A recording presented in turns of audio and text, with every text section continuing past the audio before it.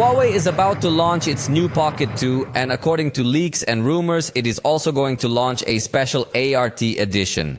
Remember that Huawei is not using the Ultra surname for its most advanced devices. Instead, it is using ART, as Huawei tends to focus a lot on styling, art, and this sort of thing, especially on its devices that are more focused on photography. For example, it has launched the P60 ART with a spectacular camera.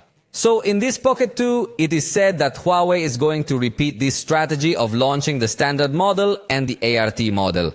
According to a Weibo leaker named Uncle Kanchan, these devices are going to have a very attractive design, especially for women. Since in the RT model, it is said that it will have a 3D technology to feel some depth when viewing the device without the need for any special lens. Although it is not very clear if it will simply be the cover or the screen area, because it is said that it could have a screen in the shape of L.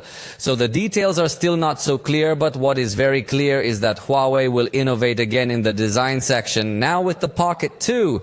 It is also said that it is going to have the ultraviolet camera, which is something we had already seen previously, with which you can see if you applied the sunscreen well to protect yourself from sunlight. Also recently leaked photographs of the back cover of these devices, which would reveal part of the design that may come to have. The first picture shows a blue cover with an embossed effect. Maybe that's what they mean by the 3D effect, but I do not know yet.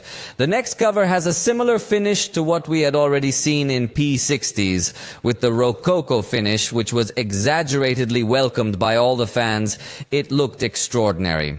So possibly these are the designs that the Pocket 2 will have. You can also see the camera module, which has 4 perforations in addition to the flash. Although it probably won't have 4 cameras, but maybe 2 or at most 3. The other will be for some sensors. Let me know if you would be interested in Huawei launching this foldable globally, or it doesn't catch your attention and you don't care if Huawei is going to sell it only in China.